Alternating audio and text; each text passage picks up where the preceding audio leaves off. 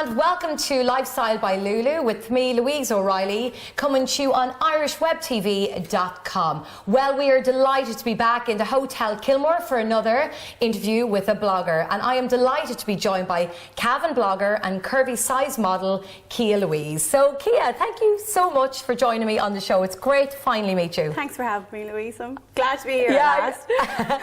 Well, look at Kia, I've been following you for such a long time now. Your blog has been running for approximately 3 years, but tell me why you decided to start your blog. Well, to be honest, I was one of these people that was into, the new fad stuff. So, like, ironically, I was influenced by the influencer. So I was following, say, Pip O'Connor, and she'd have this lovely makeup up, and, I'd say, that's something that I actually want. And it's something that I've kind of liked for years. And I just thought then, at the end of it all, you know what, I'm going to start up my own blog and see how it goes. Yeah. I done up the blog, I set up the website, KiaLouise. At the time it was KiaLouise Fashion and Beauty. And I just thought, like, as time went on, I thought, that's a bit long for people to say. So I cut it down to KiaLouise blog. But I had said, to my parents and my family, I've set up a blog, go and like it, share it. And before you knew it, the likes, I was waking up in the morning and thinking, oh my God, how many likes have I got this morning? And, lo and behold, it was 1,000 likes, and then it went up and up and up. And, it went just up actually very, very... It did, yeah. Organically and very, very quickly, your kind of people's interest in you and what you were kind of sharing really grew and grew and grew. You are mainly, we can find you on Snapchat, and that's where you kind of open up and kind of welcome everybody into your life. Absolutely. Tell us a little bit about Snapchat and what you love about it. The thing I love most about Snapchat is it's just inviting people into my personal space. It gives them an insight into what I do on a day-to-day basis, rather than, it's okay to write stuff down, but I think it's also important for the person to actually get to know you. Yes. And I think with Snapchat that's exactly what it does.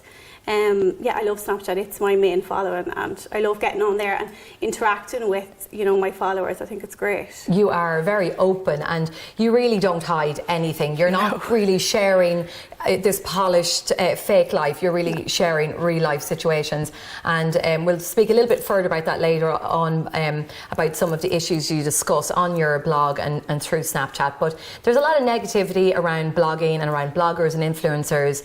Have you been on the receiving end of any kind of negativity or any hate, or do you find that you get lots of positivity from your followers? Well, thank God, luckily for me, it's mostly positive, but you do get the negative, and to be honest, I think you learn from that. I think, nothing's perfect, and I think for you to receive that little bit of criticism, it just makes you a stronger person, to grow and grow and grow. Yeah. But mostly, thank God, it's positive. It's definitely positive for me. Yeah. Your journey as a curvy size model, what a wonderful opportunity and experience. Tell us about that, Kia. It's something that I've always wanted to do for years and years, and I just, I never had the opportunity to do it, and lo and behold, I just happened to see an ad coming up on Facebook that they were looking for, at the time it was plus size model management, and they were looking for girls to come on board to join the agency. And I filled out the application, never thinking that I would get anywhere with it at all. And I received an email then to say that I'd been accepted to come down to Maynooth to meet with the girls. And sure, then I met them and I got signed up, and I just couldn't. It was absolutely, it was a whirlwind. It was something I've always wanted to do, and I got signed up, and I think really it's wonderful because you said you love kind of sharing your journey and being that role model for lots of girls of lots of different body shapes and sizes who struggle to find the right types of clothes to wear. And that's really why I think people love your blog, because they can kind of just look in and say, where's Kia shopping? Yeah. Why, where did she get that outfit? Because I can't find anything to fit me. And I suppose you're kind of teaching and educating people there is ways to dress for your size. Yeah, well, I think with me, I can go into a shop and I can by looking at something, I know whether it will suit or it will not suit. Yeah. Unfortunately, locally for myself, there's nothing, when it comes to dress. Like, I'd be a size 16, so anything from a size 16 up, unless it's, something that you wouldn't wear, you won't get it here. I have to either shop online or travel, say to Dublin, Newry, Dundalk, to get something that would fit me. Yeah. But I suppose, like, Where's your favourite places to shop for your particular shape and size, and where's your kind of go-to high street store? Yeah, and you're a great woman for going into Pennies, and you snapped things. I'm thinking, I never saw that in Pennies. Where is that? So I love that, and you go to different Pennies around the country. But one thing that you do a lot of, and you get lots of invitations to loads of PR and press events. But one I always love when that comes up is the Pennies events. And recently you attended their autumn-winter for their autumn-winter 2018. Yeah. My gosh, I can't believe we're even talking about that already. It's bizarre, absolutely bizarre. But there's fabulous stuff coming in. Like, you remember the film Clueless, like years ago. So the little mini skirts with the checkered lines on them, like that's all coming in for autumn winter. Really classy, retro. I think a lot of people are going to love what's coming in. But with Pennies, like I do think, right, okay, you're a size 16. Go into Pennies. If you have to wear a size 18 or a size 20, who cares? The only person that knows what you're wearing is you. If you feel comfortable and it looks nice on you, wear it. And I think that's that's the good thing that I like about Pennies, is that their sizes can be off, but they always cater for that bigger size that if you put it on, you're comfortable, you look nice, and you're ready to go. Kia, the blogging world has become really saturated with so many bloggers, and how do you manage to kind of stand out from the crowd and to keep your followers interested? Well, again, it's gone back to Snapchat, because that's where I have my most loyal followers, and the most the amount of followers I have is over on Snapchat.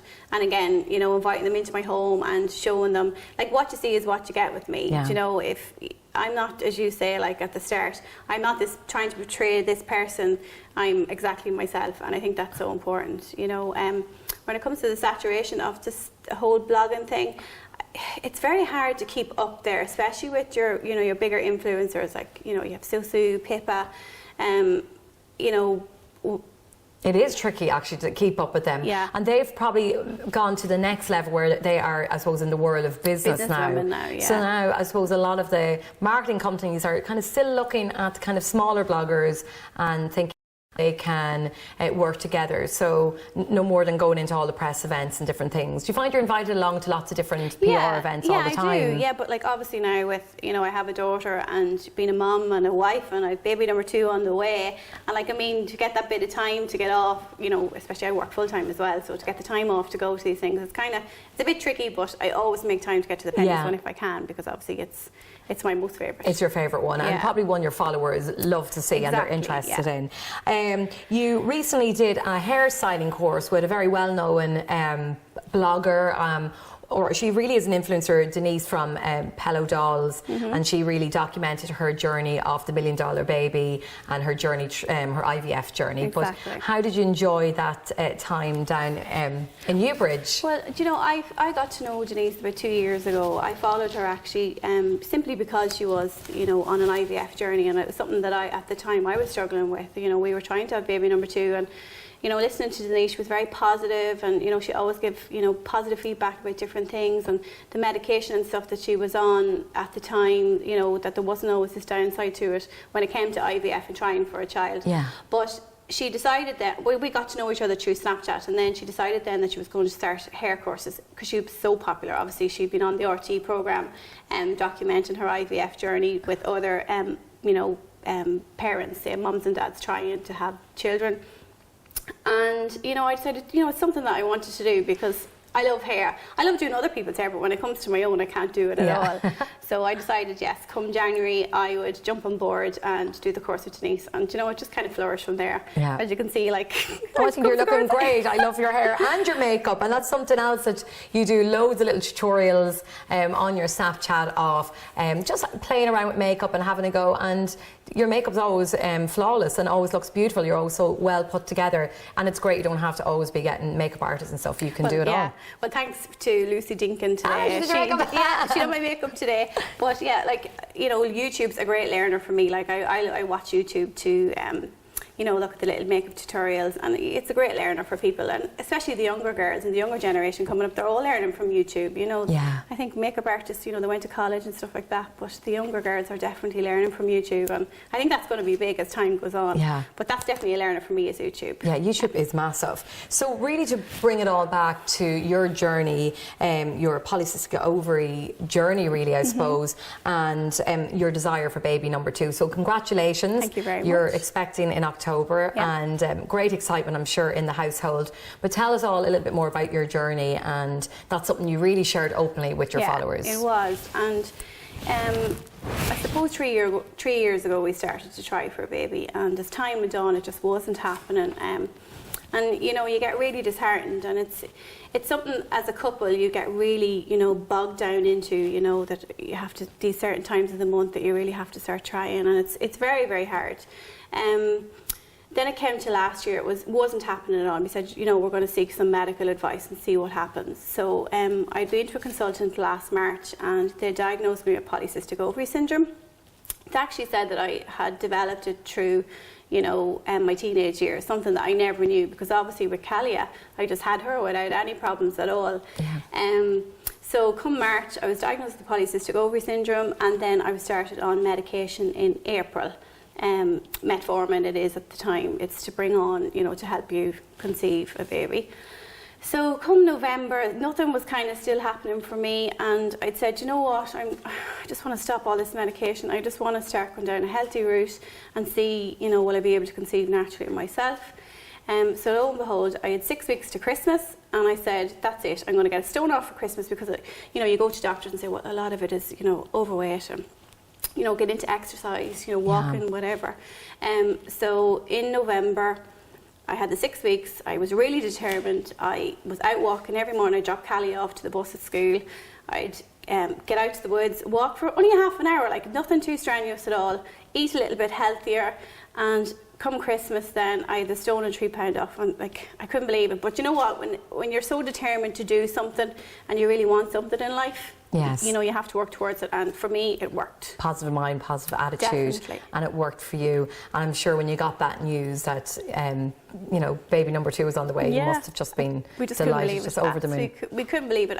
You know, to be honest, we weren't expecting it at all, because we had said come January, we're going to put it all aside, we're going to work towards, you know, a good year of just not worrying about having to plan for a child. And I think because we were so relaxed then that we'd stop thinking about it and stop trying, that's when it happened. When it happened. And you hear that so much. And this is something you really documented in your through Snapchat, and I think people really love that. And you probably had said to me you got a lot of people really reaching out to you, looking for your advice. And it's amazing, like, you don't believe the amount of women actually in the same situation, if not worse off. Like, they've been trying for 20 years with polycystic ovary syndrome, and you know, and for me that had only been really diagnosed, that I knew myself from last March to now, and I'm pregnant now, it's just absolutely amazing. But a part of me at the time, obviously I'd went off Snapchat from January, and people had kind of made their own little assumptions of what was going on. Where is she? Yeah, where are you? Are you pregnant? I did get a lot of those messages, but you know, I kind of, when I wanted to come back onto Snapchat, part of me felt a little bit guilty, because I knew a lot of the girls I'd built up a relationship with, and you know, they were struggling to have babies, and then for me to come on and say I was pregnant. But you know what, it's all been positive, and you know, I'm delighted that I'm sure everyone celebrates with you in that good news. Kia, obviously baby number 2 is on the way, but what is next for KiaLouise blog? Because you are back, and you're looking fabulous, you're looking amazing, and you really are back, and it's quite an exciting year ahead. So what can we expect from you? Do you know, and this is a question, funny, that I'm asked all the time on Snapchat. Well, you know, what's next? What are you going to do? Will you do a workshop? A workshop is definitely down the line, absolutely. Like I've been saying last year, is something that I would have done, but with everything that went on, you know, I just kind of been pushed to the side. But definitely a workshop, yes, expect a workshop. I suppose a baby number 2, I'm not going to know. Sure, look, I'm going to be busy, I'm sure, come October, but you know, I'll try and squeeze in something between now and then. Brilliant. Well, I can't wait. I really hope that workshop happens because I definitely want a ticket. I'll be there with bells on. But Kia, thanks so much for joining me on Lifestyle by Lulu. Thank you so much for having me. It's been wonderful to meet you and find out more about the girl behind the blog and the girl behind Snapchat. Yes. But you're even more beautiful in person than you are on camera. So thanks again, and we'll be in touch soon. Thank you very Thank you much. so much, Louise. So thank you very much to my special guest, KiaLouise from the blog, KiaLouise blog. And you can check her out on her Snapchat, Instagram and Facebook. So I hope you've enjoyed the show, and if you're interested in featuring on the show, please get in touch with me, louiseoreillyinfo@gmail.com. So thanks for watching, and it's goodbye from me, Louise O'Reilly.